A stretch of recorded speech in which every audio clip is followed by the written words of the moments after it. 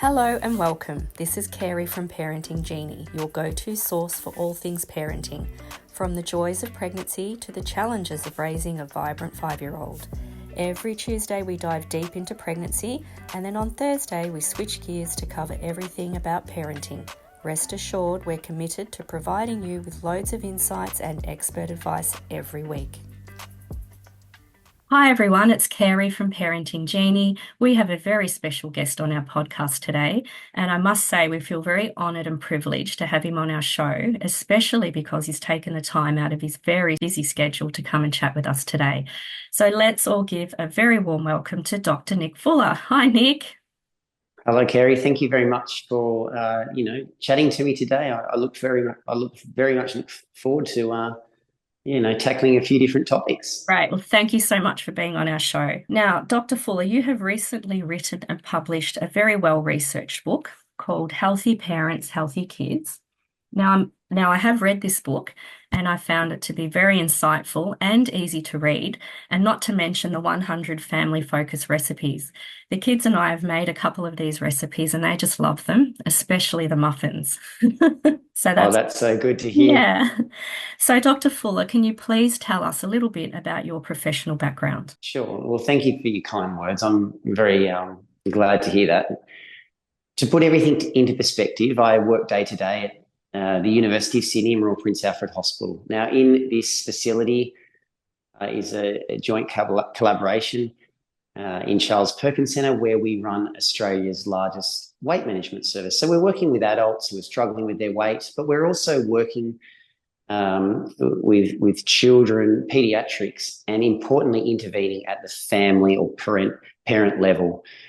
Yes, because what we want to do is set up the next generation so that they do not have that lifelong struggle with weight and health, which many of us are going through. The data shows that 2 in 3 people are actually struggling with their waistline. They're out there trying to do something. As a parent, parent to be, grandparent, many of you will relate to that weight struggle. So what Healthy Parents, Healthy Kids does is translate the evidence-based care around what you need to be doing with food, exercise, and sleep health, so that you can give your child or children the best chance possible, so that they then don't have that lifelong struggle. And never have to worry about weight and health, and develop a healthy relationship with things like food, exercise, and sleep. Because in many ways we have overcomplicated it in the modern day environment. This is all about winding it back, equipping you with that evidence-based care so you can implement some practical tips in your family household. Wow, that's great, because diets don't work, do they? People are just on that treadmill of dieting, and that's really not a good way to approach health. No, absolutely not. I mean, look, as adults, many of us are going through that sort of self-directed weight loss journey, and it doesn't. Our research at the University of Sydney shows it doesn't work. You will get short-term weight loss success, but unfortunately your body goes into shutdown mode. You end up going back to your start point and putting on even more weight than you lost. And this is not something we should be pushing on to our children, our child. No. Dieting and food restriction should never be discussion or the topic in the family household. This is all about implementing healthy habits, because even if you have a child that's in an overweight or an obesity range, which doesn't really mean that much, we still don't put them on a diet. We still don't start restricting their food intake. What we do is start improving food habits, start improving relationship with exercise and sleep health, so that they can then find their optimum set point, which is that body weight that we're most comfortable being at. So that's a very important message, that if you're ever told it's from a family, a friend, a colleague, a healthcare professional, to start restricting your child's diet, food intake, it's the wrong advice. It's not what we're advocating. It's all about implementing these healthy habits, and in particular, the key foundations of healthy lifestyle being exercise, food, and sleep. Yeah. Well, Dr. Fuller, what is your go-to recipe that, if you haven't got a lot of time to make, and what would you sort of whip up quickly? What would be your favorite recipe? Look, believe it or not, it's actually something like a family favorite. A pie. You can still make a pie healthy, substituting things like phyllo pastry. Yes. And also, you're loading it up with all of those nature's treats like vegetables. And when you mix those flavors together with a protein source like a meat, Mm, believe it or not, kids actually love it. they do. They They love love they pies. love those. They do. They really do love pies. And it's one of those family favorites that we're starting to say, oh no, is it actually bad? Because it's got pastry, and people, I guess, are led to believe, because of the dieting industry messaging, that Yes. certain foods are bad for us, certain foods should be Mm, taken out of our diet. This is all about, bringing it back to the basics, and breaking down all of those barriers and misconceptions around yeah. around food and science. Yeah, that's great. Can you tell us a little bit about the journey that led you to write Healthy Parents and Healthy Kids? What sparked your interest in family health right from the word go? Well, we know that we can get it right by intervening at the parent level, by intervening through the family household. Mm, This is where it all starts. We know the only difference between a healthy lifestyle and an unhealthy lifestyle is the environment we choose. Now, in well, the kids are case of modeling their parents, aren't they? That's right. Yeah. Yeah, and really, the parents are the environment, Yes. when we look at our children, and they absorb everything that we do. Mhm. They watch every move that we They make, and do. this goes not just for food, but also how we absorb and engage technology, how we Behaviors. move and Mhm. behaviors, how we intertwine activity or exercise into our day-to-day life.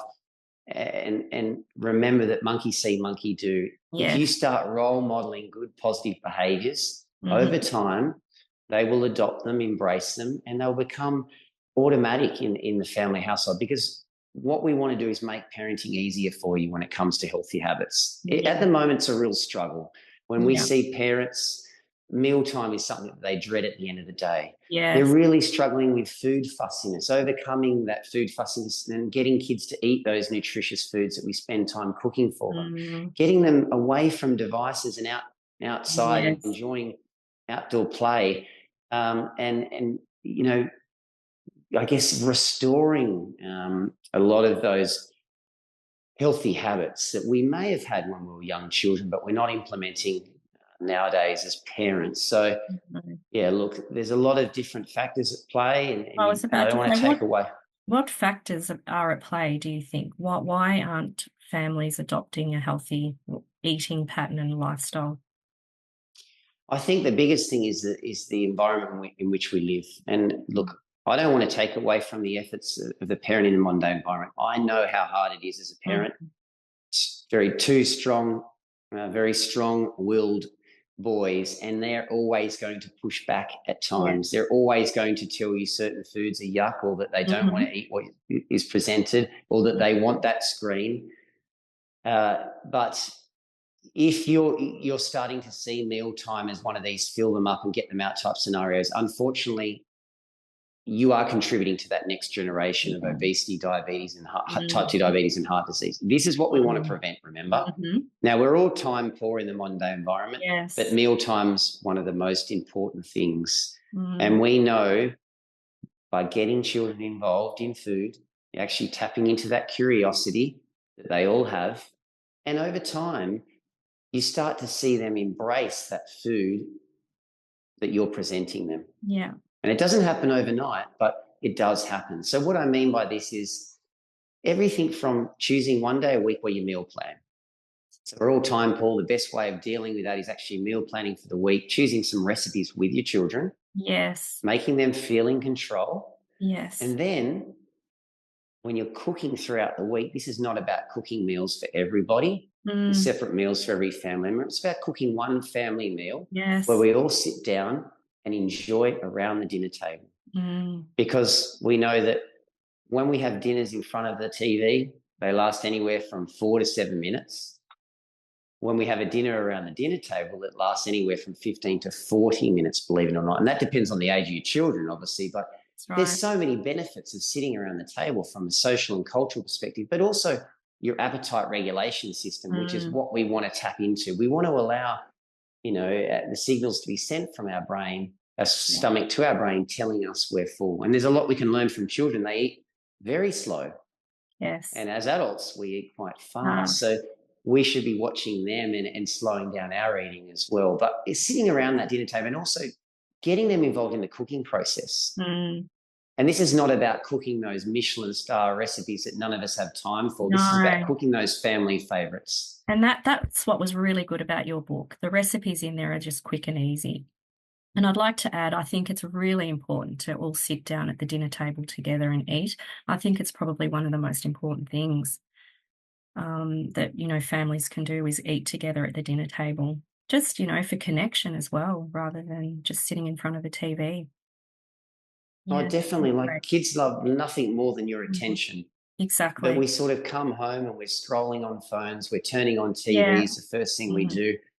Yeah, this is about one practical tip might Mhm. be just don't turn that TV on. If you don't have a dining table set up, set one up. Get around that Yeah. dinner table Yeah. and wind back the clock and I guess reinvigorate that mealtime because it can be a real energetic time, a time to look Yes. forward to. But at the moment, we know that most parents are dreading it. They're struggling with food fussiness. They're Yep. struggling to get their kids to eat. The tantrums are out of control at that Yeah. time because they're exhausted, shattered from a day of daycare or school. Oh, But I know. kids they do love food and they do Mhm. actually, they're curious about food. So get them involved even in the cooking process. Yeah, that's Something a as great simple as idea. mixing and Mhm. stirring Yeah, they love ingredients. that. They do. When they've contributed to that meal, we also know they're more likely to actually try it. They're more Mhm. likely to say, "Hey, I contributed to this meal. Yeah. I want to Yes. taste that meal and have it with my family." And remember, you're going to be now eating that meal in front of them with Mm. healthy parents, healthy kids. So they're going to see you eating those nutritious meals, and we're eating one meal. We're not defaulting back to what they are requesting Yes. and what they're demanding. And that Mhm. typically is the white or beige food diet. Right. The sweets and the sugars. Mm. Yeah, and even those, plain white refined carbohydrates, the Mm. ones that children feel comfortable around. This is why they're requesting them. Yeah. fear change. They Mhm. fear, I guess, a difference in the diet because again, you're introducing new flavors, changes, Mm. and we evolved to seek out foods in certain ways. Mm. And I guess that's another thing to really highlight. Kids are always going to push back on those vegetables They because are. tens of thousands of years ago we evolved to leave those in the environment. They're the bitter tasting foods that are potentially harmful and toxic to our health. So we Yeah. left those plant foods, but Yes. we would get the sugar foods, the high fat foods, the Mm. ones naturally high in sugar and fat, and that are found in the environment as nature's treats. So the fruits, the Mm. berries, the papaya, the nuts and the Honey. seeds, the avocado, honey. Yeah, they're great foods, and often Yes. again, the dieting industry have led us to Oh, believe that certain foods are bad for us. These are the very foods you should be providing your children in large amounts. exactly. Yeah, that industry is just terrible. Your book outlines 6 steps to total family wellness. Can you briefly summarize these steps for our listeners? Yeah. So look, remember we've got three key pillars of a healthy lifestyle, and that is not just food. It's also exercise and sleep. We know Mm. that they play equally contributing roles. It's about a 33%, 33%, 33%. So we're not just Now, fixating on food. And yes. it's something we typically do as adults. We say, oh, it's 80% food, 20% exercise. Well, that's all nonsense. Mm. Um, and we can get into the reasons why those other ones play an important role. But coming back to your question, it is broken down into 6 simple steps. The Mhm. first one's health, not weight. We're not fixating on weight. Yeah. We're not worrying about our children that are tracking outside a healthy weight range. And I have that in Mhm. inverted commas. It doesn't Mhm. mean anything.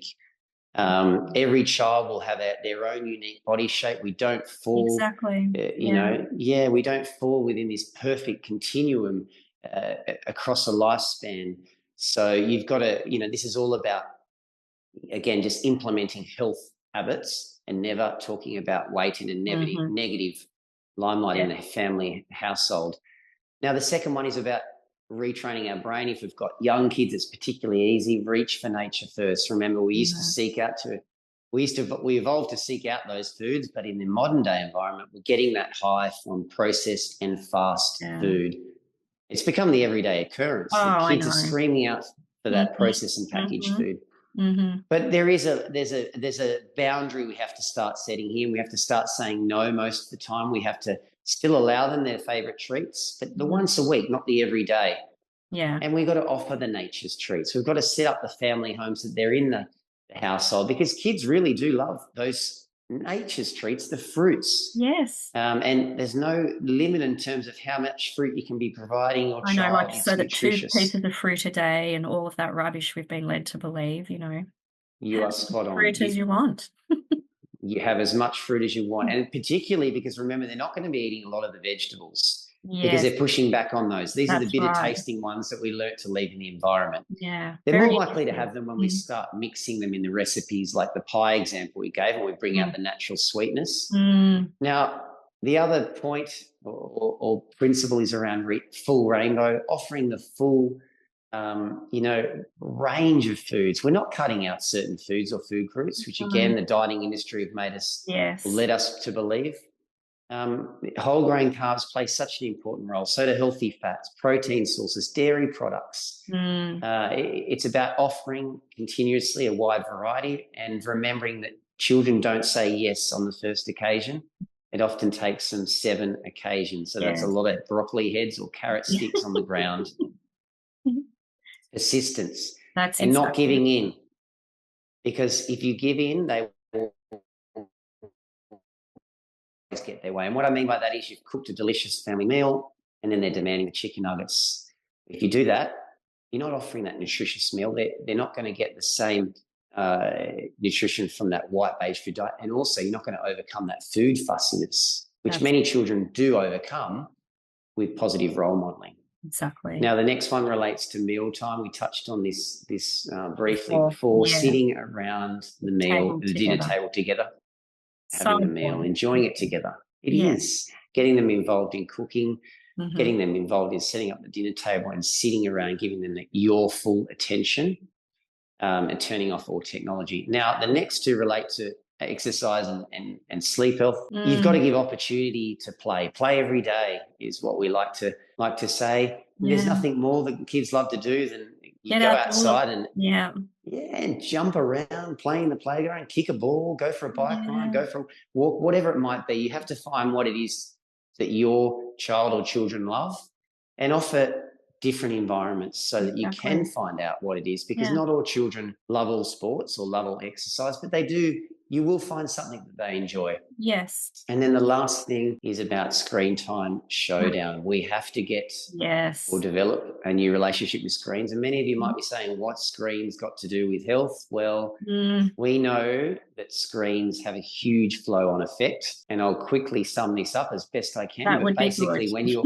when you're using screens of an evening, they're emitting blue light. They're often the last thing we use before we go to bed, which means they suppress melatonin production in the brain. So it's telling your child it's daytime instead of nighttime, which makes it a hard time for them to fall asleep and then, importantly, stay asleep.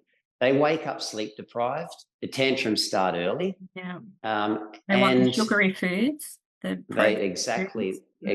Exactly. And we also know that when we take blood samples after a night of sleep deprivation, our appetite hormones are going haywire. Wow. So the ghrelin level, which is the hunger hormone acting on the brain, telling you to go and eat, well, that's actually higher after one night of sleep deprivation. And that means you're going to feel hungry. Your child's hungrier. You're hungrier. The poor food choices start early. You're looking for that high, so you're more likely to make poorer lifestyle choices, go to the vending machine, the corner store, and you're also less likely to engage in exercise and activity because you're sleep deprived and lethargic. So sleep health cannot be neglected. It can't be overlooked, and it does start with the devices, which is what we're using just before we go to bed. Yeah, it's a complete snowball effect, really, isn't it? It is. And look, it's one of the hardest things to really regain control over. If you have young children, it is easier because you can sort of have hard and fast rules, no TV, no devices, no screens in the bedroom. If you've got older children, it is about setting a plan with them so they feel in control of these decisions that are being made, and educate them on why you're making these changes in the family household for everyone. That's exactly because right. if you do that, they feel empowered. Do you think it's also important to role model that as well? Because as parents, sometimes we'll say no to the children, you need to be off devices, but then you may be on them yourself or have them in the room yourself. Do you know what I mean? Especially the older children that you're, trying to manage with the screen time. I think it's probably important to model that behavior with the Oh, screens. Carey, you're spot on. I mean, we know that it all starts with the parent, and again, why we intervene through the parent level. You have to put down the device. Yes. If they see you on the screen, on the tablet, watching the TV, whatever it might be, on the mobile, what do they want? The device. Yes. They want to be in control. They want it. So again, monkey see, monkey do. So it all starts with you. So the minute you get home from, say, a day of work or a day of parenting, whatever it is, the first thing you need to do is tuck away the phone, put it in a drawer so it's out of sight, out of mind, and you give them your full attention. Yeah. So this means no more scrolling on the phone when you're cooking the meal, or even while they're having their bath time or play time. Yeah. This means giving them your full attention so that they can get back, all of those positive behaviours that come from that. So the relationship does start with you. And look, many of us have negative relationships with screen. This is why not only when you get home, you've got to tuck it away, but also have an hour or two before bed for the whole family where there's no screen. So this means you've got to replace that old habit with a new positive behaviour.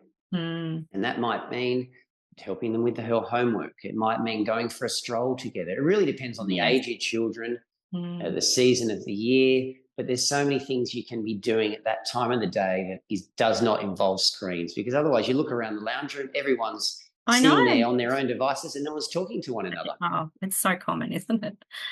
How do families integrate these wellness steps into their busy lives without feeling overwhelmed? Yeah, look, it's important to focus on one thing at a time. If you go and try and overhaul the whole family household from day one, it's just like a diet. It's this all or nothing approach does not work. It's all about doing and working on one thing at a time, and doing it in conjunction with your children or your child, so they feel in control of those decisions. If you've got younger children, particularly less than 5 years of age, it is much easier. They're much more malleable. That's right. So much growth and development going on within the brain. But look, it's about choosing one thing. So one example could be the screen time showdown we just talked about.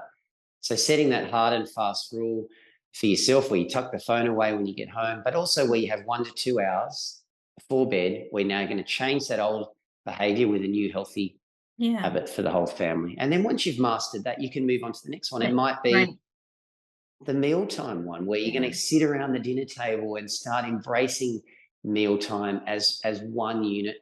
Again, that's going to conquer the food fussiness that we're all battling with. It's going to make mealtime look like something that you look forward to as opposed to something you dread. Then you move on to the next thing and the next thing. And remember, over time, you will have then mastered these 6 healthy habits and regained a new relationship with food, exercise, and sleep in the family household. But it just doesn't happen overnight. No, that's right. You've got to give it time. Do you have any success stories of people that have implemented your 6 steps? Look, so many. We work with thousands of people with our hospital clinics. And this is why, I'm very passionate about translating evidence-based care. And putting it out there, so that in this case, Healthy Parents, Healthy Kids is about equipping parents with the right information, breaking down a lot of the barriers when it comes down to knowing what is right and wrong advice. This is just about presenting science and research in a practical way, so that you can implement it in your family household. Now, one example I'd like to highlight is a family where, unfortunately, this does happen, and it happens quite often. But they're tracking along. They've just had a recent great news. They've got a baby. The baby's now 6 months old. They're going to their regular checkups, but they're told, and this is outside of our clinical setting, they're told that their baby, their child is overweight, that they're not in a healthy weight range, and that they need to start thinking about the food intake. They need to start restricting their intake so At that they six can get them months. back. That's right. So they can get them back onto a healthy weight range. Now, this is wrong advice that you might get from a GP, a family health nurse. Yeah. And this is why it is important to ignore it, because, again, remember, we all grow and develop in That's right. different ways. And what we must not be doing is restricting our child's intake and putting them on a diet, because they're extremely good at regulating their appetite. Yes. They're extremely good at regulating how many calories they have across the course of the day. So if they're screaming out for more milk, God, I would they say need that more would be food. very dangerous to do that. Yes, it's very dangerous to restrict and to start worrying about your child's weight.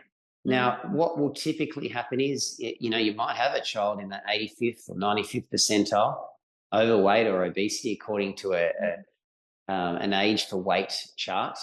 But then when they start moving and when they start, crawling and walking, their weight actually returns into, what would then be considered a healthier weight range, or a healthy weight range, however we define it. So it's important never to panic, particularly during those first couple of years of life. Yes. As long as you're providing, and this is particularly relevant when you start introducing solids around 4 to 6 months of age, depending on when they're developmentally ready to do so. But it's about offering nature's treats. It's not about offering and wiring their brain to process and fast food. No. Because children can't say no to those foods. They have a hard time regulating in their appetite when you provide foods that are low in nutrition, high in added sugar, high in added fat. It's the same for adults. This is why we can always say yes to the dessert, but, even though we've just had the main meal. So it's about offering nature's treats. If you're doing that, they're very good at regulating their appetite. If they're calling out for more food, listen to them. That's exactly. They will tell you when they're hungry, and this is why they will eat large amounts of food at some meals, and then eat like a sparrow at the next. That's all normal, isn't it? Yeah. Yeah, what would you normal. say about, cooking? We're talking about baby foods. So cooking fresh baby foods at home compared to buying the supermarket pouches or baby tins or jars of food. What would you? Look, this comes back to our point that we discussed right at the start. One of the biggest challenges is how time poor we are. Now, if you have time to cook foods from scratch and then provide the correct consistency for the age of your child, then great. But not all of us have the time for that. So this is where, some convenient pre-packaged meals do come into play, pouches, jars of food. But what you're looking for is ones that contain ingredients that you're familiar with.